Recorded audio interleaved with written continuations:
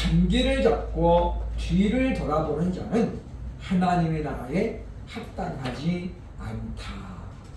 이 말씀을 예수님께로부터 직접 듣지는 못했지만 그러나 그는 그의 삶을 통해서 그 말씀을 이루었음을 성경은 우리에게 소개하고 있습니다.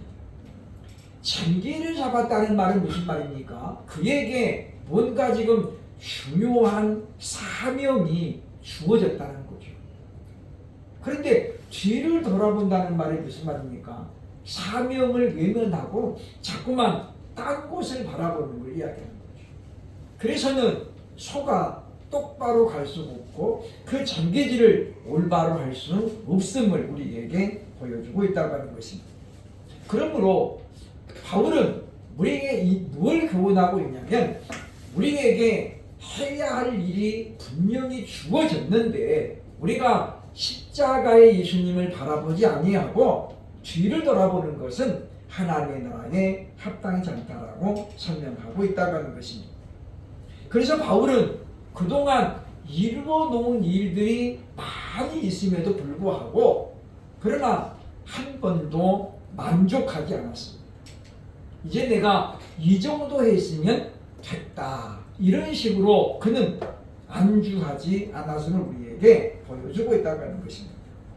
오늘 본문은 사도 바울의 결단과 그리고 그의 도전 정신을 보여주고 있는 그런 대표적인 말씀이라고 볼 수가 있습니다.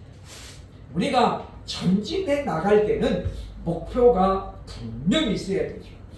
그런데 사람들이 이제 하나의 목표가 달성이 되면 쉽게 이제 그 길을 중단하는 사람들이 있는가 하면 또 다른 목표를 상향해서 다시 달려가는 그런 사람도 분명히 있다고 하는 것입니다.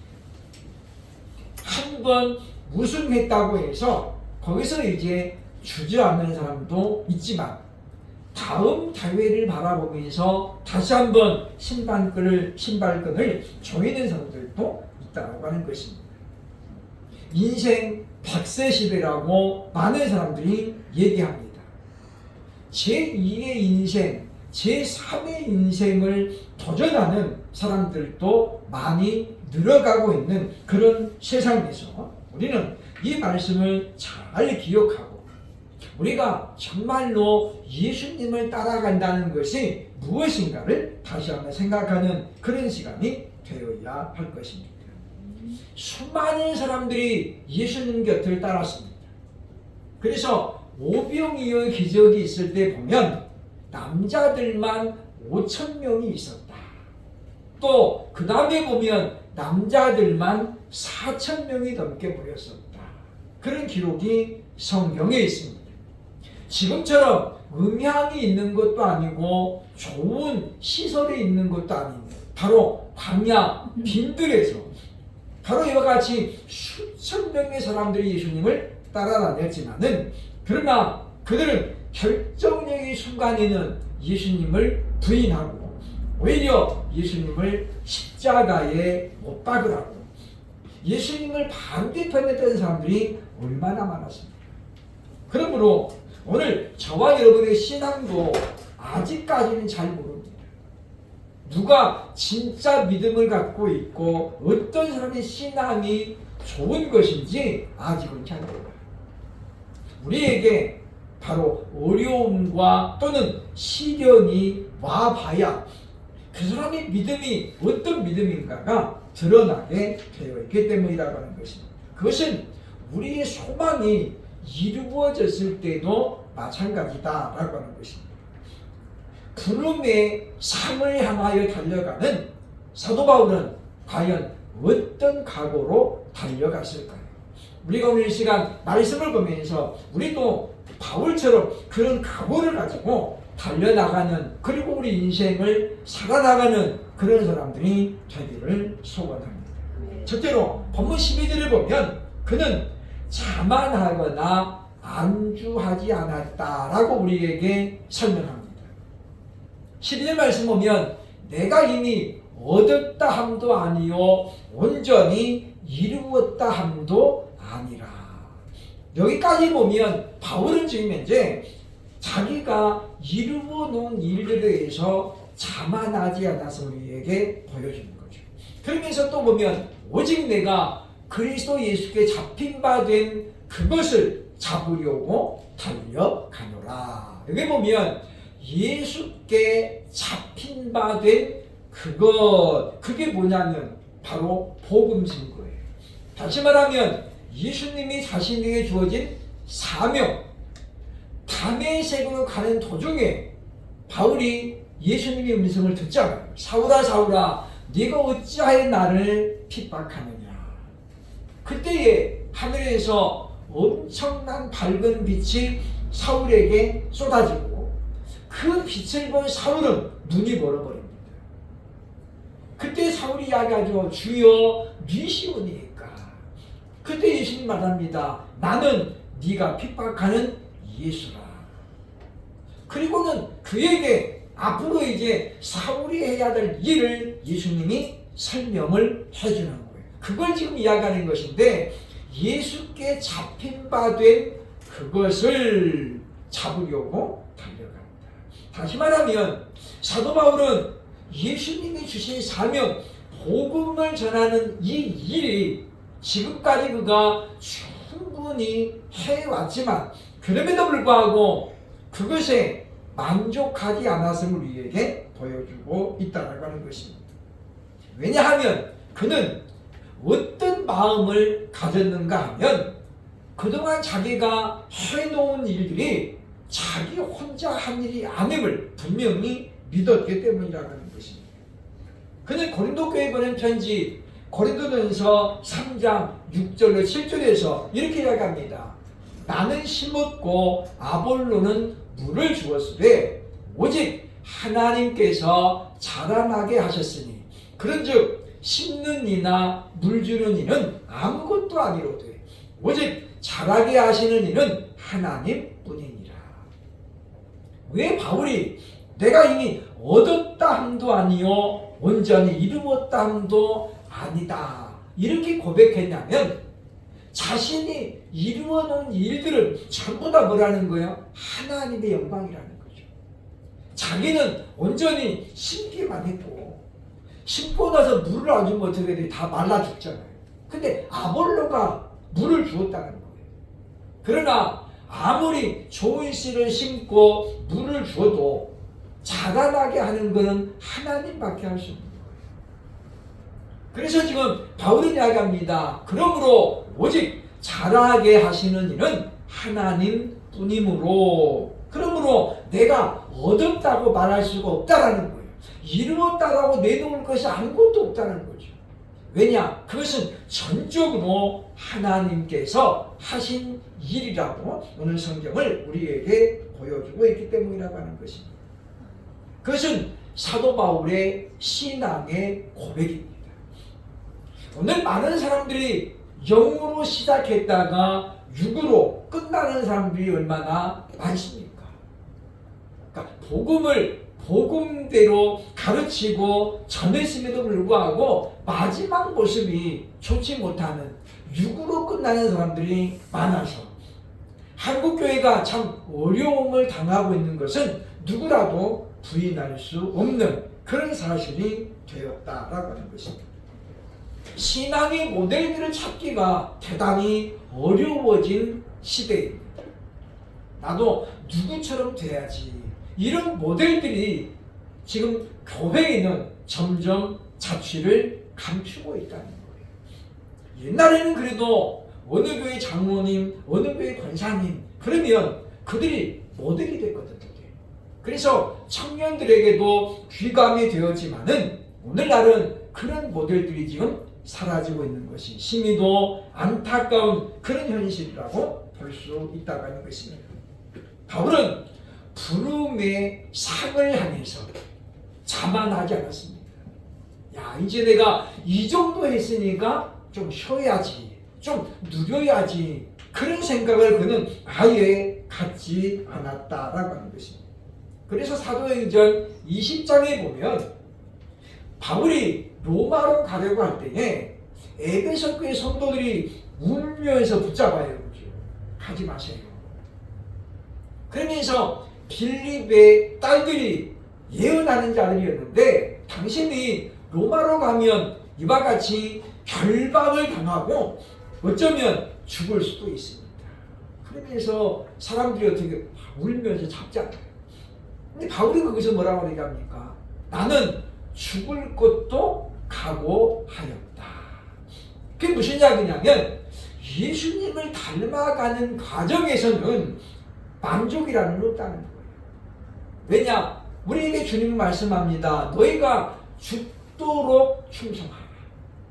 마음을 다하고 뜻을 다하고 힘을 다하고 목숨을 다하여 주 너희 하나님을 사랑하라고 하셨기 때문에 결국은 우리의 마지막은 뭐예요? 죽음으로 끝나는 것입니다. 그래서 사도 바울은 많은 사람들이 자기의 어떤 안위를 염려하고 걱정해서 붙잡을 때에 그는 그렇게 고백합니다. 내가 주를 위하여 죽을 것도 각오하였다 라고 하는 것입니다.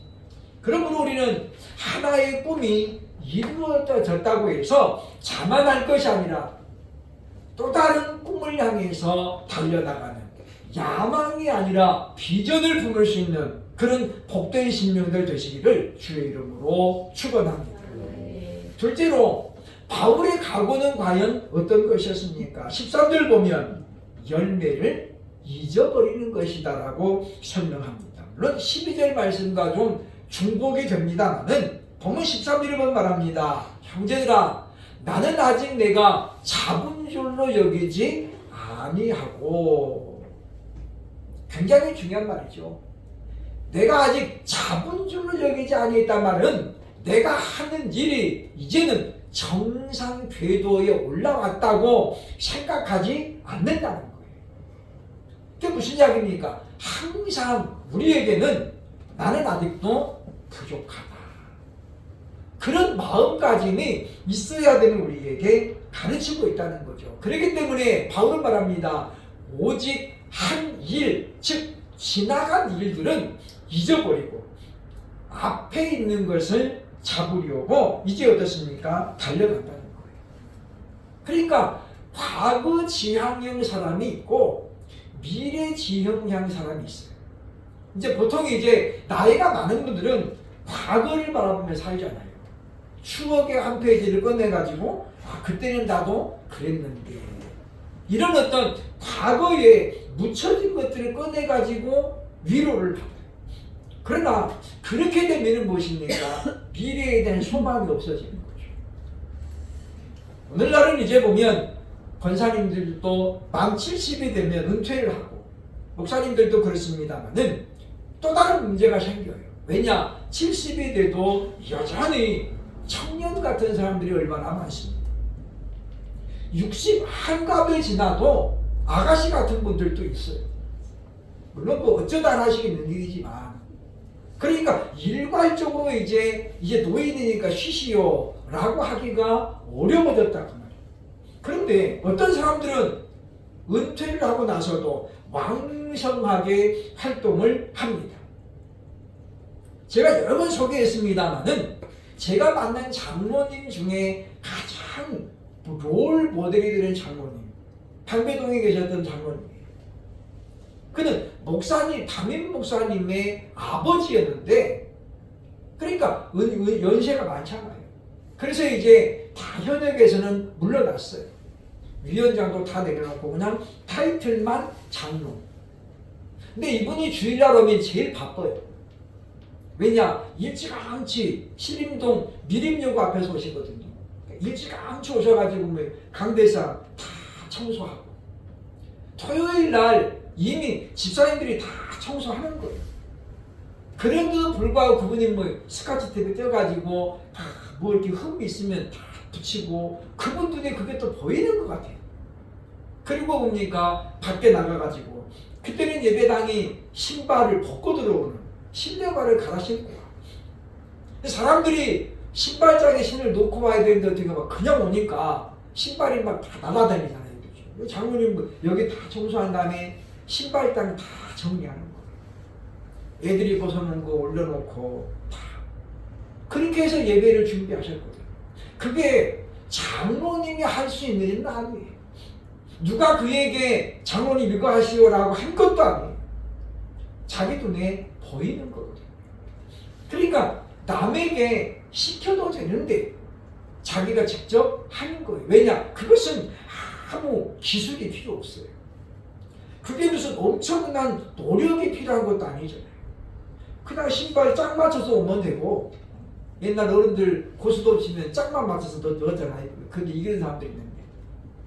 그러니까 그렇게 해서 뭐 주의를 자기가 보내면서 아무에게도 이거 해라 저거 해라 안 가르치지만 청년들 중에 누구도 그분을 쉽게 생각하는 분이 없었어요. 저분은 신발 정리하는 돈 이렇게 보는 사람이 아무도 없었거든요.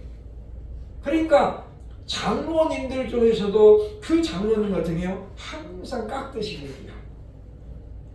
그분이 앞에 나가서 가만히 서 있으면 장로님이 막 싸우다가도 그분이 무슨 조용히 해라 말 한마디 안 하는데 가만히 서 있으면 싸우다가 자기들끼리 자리를 앉아요. 한 번은 장로님하고 안수지장이 싸움이 났어요. 안수지장이 대학교 1년 선배이고 장로님이 같은 대학교 후배예요. 근데 교회에서는 장로님이 더 어른이잖아요. 이게 1대1로는 자기가 선배인데 교회에서는 후배가 되니까 그래서 싸움이 났는데 이게 막 담임 목사님 말려도 안 듣는 거예요. 감정이 상해가지고. 장로님이 앞에 딱 나가시더라고요. 그리고 그냥 가만히 서서 이쪽 안수지장 쳐다보고 장로 한번 쳐다보고 그러는 거예요. 그러니까 이 사람이 뭐요? 열을 내고 하다가 그냥 자리에 앉더라고요. 그게 뭐예요? 그게 바로 어른이 가지고 있는 권위예요.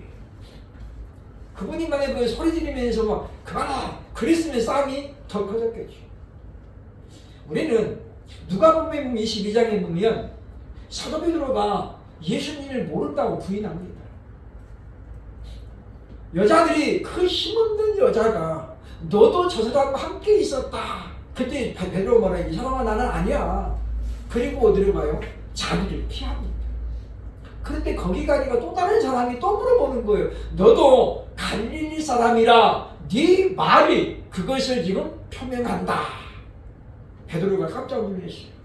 그래서 이 사람아 난 저 사람 알지도 못해. 그리고 어떻게 또 자리를 옮기고 있다. 그런데 세 번째 사람이 또 나타나는 거예요. 당신이 예수님과 함께 내가 봤습니다. 결정적인 신고잖아요. 그때 베드로가 힘을 줘 말합니다. 나는 저 사람을 결코 알지 못합니다. 그리고 그 말을 하는데 베드로가 누구를 쳐다봐요? 순식간에 예수님을 쳐다보는 거예요. 근데 예수님이 하필이면 그때 베드로를 쳐다보고 있는 거예요. 아무 말씀 안 하시고 그냥 어떻게 해요? 물끄러미 쳐다보는 거예요. 그 시선이 마주쳤을 때 베드로의 마음을 울리는 말씀이 떠올라요.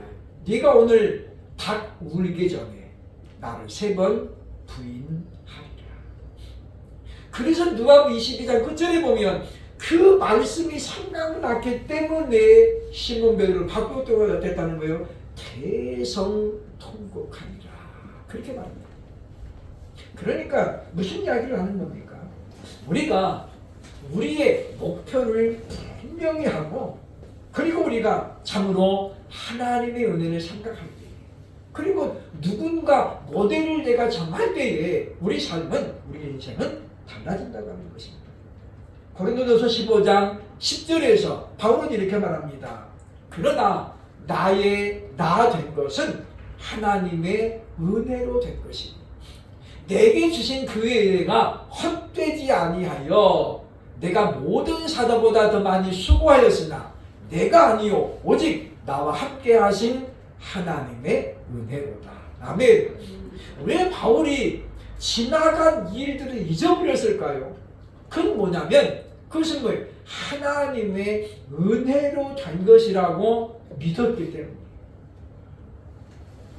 많은 분들이 은퇴할 때에 퇴직금 더 달라고 싸우기도 하고 그것 때문에 번복이가 안 되는 일들이 얼마나 많습니까? 그러나 바울은 그가 전하는 하나님의 말씀을 곧이곧대로 믿었던 사람이에요. 그래서 지금 나의 답인 것은 하나님의 은혜로 된 것입니다. 그게 무슨 이야기냐면 사울에서 바울이 된 것도 자기 어떤 결단이나 의지로 된 것이 아니라는 거예요. 하나님의 은혜로 자기는 이렇게 바꿔졌다는 거죠. 그리고 지금 바울이 많은 수고를 하고 많은 교회가 세워졌지만은 그것조차도 뭐라는 거예요? 지금 하나님의 은혜로 된 것이다. 그는 지금 고백하고 있습니다. 그렇기 때문에 그는 어떠한 교회를 가서도 대가를 요구하지 않았습니다. 야, 너희들 내가 없으면 지금 이렇게 교회가 갔겠냐? 그렇게 말한 적이 바울은 한 번도 없습니다. 그는 자비량 선교했습니다. 돈이 필요하면 이 사람은 천막을 만드는 기술이 있었기 때문에 함께 나가가지고 일해가지고 그리고 돈 벌어서 급한 것은 자신이 썼다는 거예요. 그러므로 우리는 이와 같은 모습을 우리가 바라보면서 우리가 참으로 믿음으로 고백은 했는데 내 삶에서 그것이 따라가지지 않는다면 우리는 뭡니까? 머리로만 믿는 거예요. 그래가지고는 예수님을 안다고 말할 수 없다라고 하는 것입니다. 그러므로 우리는 이제 지나간 열매들은 잊어버리고 하나님께 이미 올라갔다. 하나님이 이 열매를 통해 영광을 받으셨으므로 이제는 어떠라는 거 잊어버리라는 거예요. 그리고 또 다른 도전을 향해서 내가 이제 이번에는 이 일을 좀 해봐야 되겠다. 그렇게 목표를 정하고 달려가는 저가 영 될 수 있기를 주의 이름으로 축원합니다.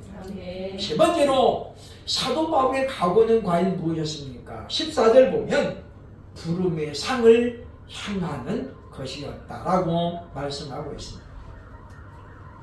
고린도서 3장 8절에서 바울이 이렇게 말합니다. 심는 이와 물 주는 이는 한 가지나 각각 자기가 일한 대로 자기의 상을 받으리라. 바울이 열심을 내고 그렇게 감옥에도 가고 돌에 맞아 죽을 뻔도 하고 그런 위기를 겪으면서도 하나님의 주신 사명, 복음을 전하는 일을 중단할 수 없었던 이유는 뭐냐면 바로 저게 나와요. 하나님이 일한 대로 상을 주실 것이라는 그 약속의 말씀을 바울은 어때요? 믿었기 때문에.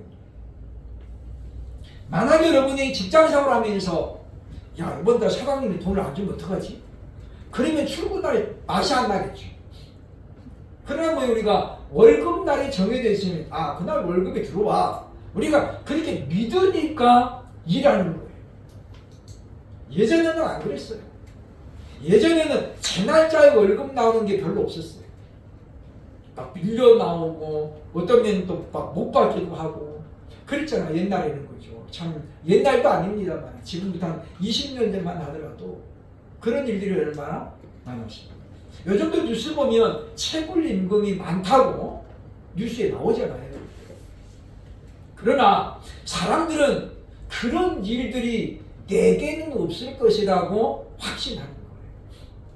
그래서 살아가는 거죠. 바울도 마찬가지입니다. 하나님께서는 이와 같이 심는 이나 물을 주는 이나 그의 행한 대로 갚아주실 것이라는 것을 그는 믿음으로 믿었기 때문이라는 것입니다.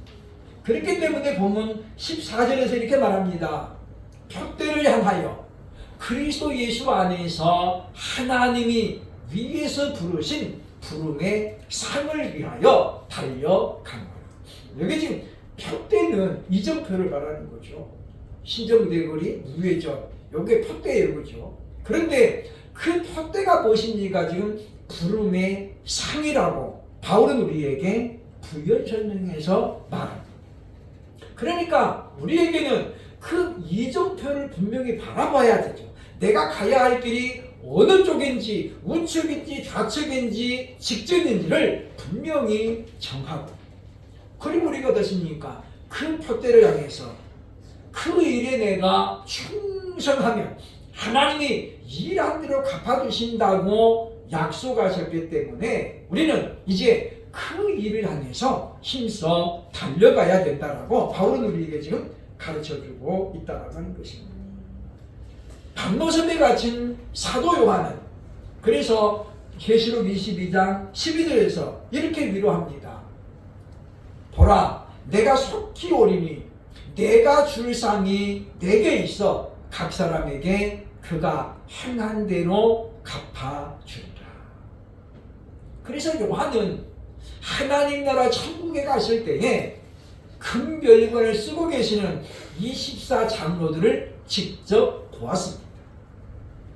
어떤 사람들은 그 24장로가 천사다라고 말하는 분이 있습니다만은 그것은 전혀 성경을 잘못 보기 때문이에요. 계시록은 수신자가 누구예요? 7 교회 사자들이에요. 즉 다시 말하면 예수를 믿고 있는 사람들에게 주신 성경이 계시록이에요. 천사가 아니에요. 만약에 천사들만 면류관 쓰고 있고 이 땅에 수고했던 주의 종들은 다 개털보다 쓰고 있으면 어떻게 되겠어요? 성경을 우리가 볼 때에 수신자가 누구인가를 항상 염두에 두어야 된다고 하는 것인데 요한은 직접 목격한 사실을 근거로 해서 자기가 24장로님들이 금묘일관 쓰고는 봤잖아요. 그렇기 때문에 이야기하는 것입니다. 각 사람에게 그가 행한 대로 갚아주리라. 그래서 에베소 교회 예수님 뭐라고 하는 거예요? 에베소 교회가 잘한 것들을 열매를 쭉 이야기합니다. 그리고 뭡니까? 책망할 것도 이야기하는 거예요. 그러므로 우리는 분명한 우리도 이제 목표를 정해야 되겠다는 것입니다. 주님은 우리에게 뭘 요구합니까? 우리가 어느 정도 했으니까 이제 됐다. 그게 아닙니다. 하나님께서 우리에게 주의 날을 주셨잖아요.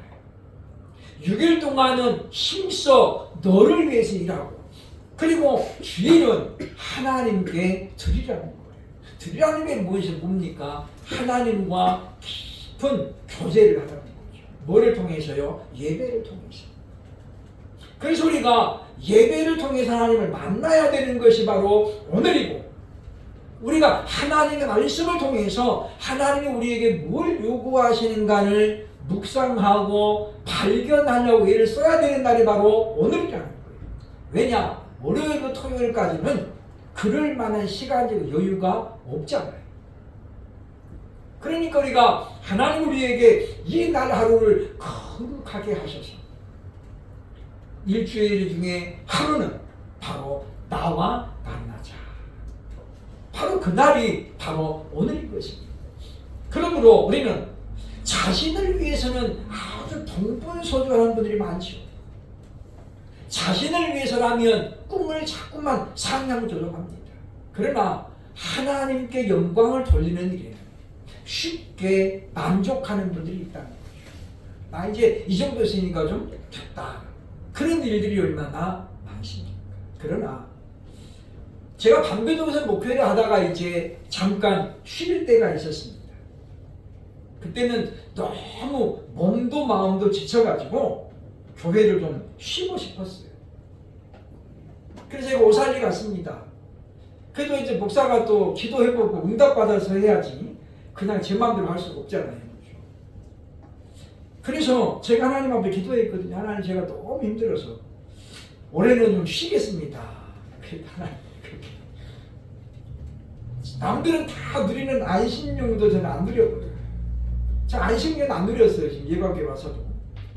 다른 선교사님들은 6년 일하면 7년째 되는 날 1년 동안 공부도 하고 여행도 하고 쉬잖아요. 제가 돈이 없으니까 못 쉬는 거예요. 그런데 그 오살리가 가지고 기도하면서 제가 두 번째 날 그렇게 기도하는데 하나님께서 그러시대요. 야, 너 한 게 뭐 있다고 쉬냐? 그러시는 거예요. 제가 지금도 그걸 안 잊어버려요. 너 한 게 뭐 있다고 쉬냐? 그러시는 거예요. 아니 하나님 제가 그동안 열심히 일했잖아요 하나님. 근데 하나님은 그거를 일한 걸로 안 보시는 거예요. 그 네가 한 거야? 바울에게 하신 말씀이에요. 나의 나된 것은 하나님의 은혜였습니다. 제가 무슨 뭐를 재능이 있어가지고 한 게 아니었거든요.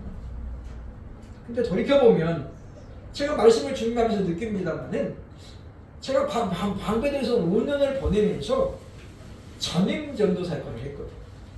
타이틀은 교육전도사인데 거기다가 목사님이 제가 일을 잘한다고 부역장도 다 맡겨놔가지고 제가 5구역 부역장을 4년을 했어요.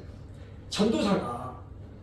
그래서 우리 집 제가 총각 때인데 방배동에서 우리 집 와가지고 예배 드리고 가고 그랬거든요. 그 하나님께서 예쁘게 보시니까 일을 막 너무 많이 시키는 거예요. 주일학교 성가대도 하고 작년부 성가대도 하고 중고등부 설교도 하고 부역장까지 하고 제가 또 오지랖이 넓어가지고 청년부가 없어서 목사님한테 제가 목사님 우리 교회 청년부 만들겠습니다. 목사님 만들지 말래요. 그러면 그냥 안 만들면 되잖아요. 근데 그때는 제가 막 이렇게 막 열성이 넘쳤나 봐. 목사님 왜 청년부 만들면 안 돼요? 그랬더니 목사님 사고 칠 때 청년들 토요일날 만나가지고 예배 끝나고 이렇게 만나고 다니면 주일 안 나오고 그런데요. 제가 책임지고 하겠습니다. 제가 어떻게 책임을 지겠어요? 근데 그렇게 보면 튀어나온 거예요. 그렇죠? 토요일에 제가 청년들들 기도로 올라가요. 그래서 제가 있을 때는 단 한 건도 그런 썸씽이 없었어요. 제 자랑하는 것이 아니라 하나님께서는 믿음으로 순종하는 자에게는 할 수 있는 힘을 주신다는 거예요. 그러니까 하나님 저는 못해요. 그게 아니라 하나님 맡겨주시면 그리고 내게 능력 주시는 자 안에서 내가 모든 것을 할 수 있느니라 고백했던 바울처럼 우리도 이제 참으로 주님 맡겨주신 그 일들을 잘 감당하면서 하나님의 말씀은 그냥 주는 게 아니에요. 믿음으로 순종하는 자에게 하나님은 그 말씀대로 이루어 주신다는 것입니다. 오늘 제가 아침에 성경을 보면서 신명기 11장 12절에 보니까 그런 말씀이 나와요. 연초부터 연말까지 내 눈이 너와 항상 함께 있으리라. 저는 역대하 7장 16절 15절 말씀을 더 제가 묵상을 해놨는데 신명기 제가 여러 번 읽었거든요. 근데 오늘 아침에 11장 12절의 말씀이 딱 보는 거예요. 연초부터 연말까지 내 눈이 너와 함께 있으리라. 벌써 3월의 세 번째 주일입니다. 우리는 이제 오늘 사도 바울의 그와 같은 신앙의 고백을 들으면서 우리도 하나님이 주신 그 부름의 상을 향해서 전진해 나가되 우리는 자만하지 않고 또 쉽게 안주하지 않고 우리 주어진 그 부름의 상을 향해서 좀 더 열심을 내며 달려가는 저와 여러분 될 수 있기를 주의 이름으로 축원합니다. 아멘.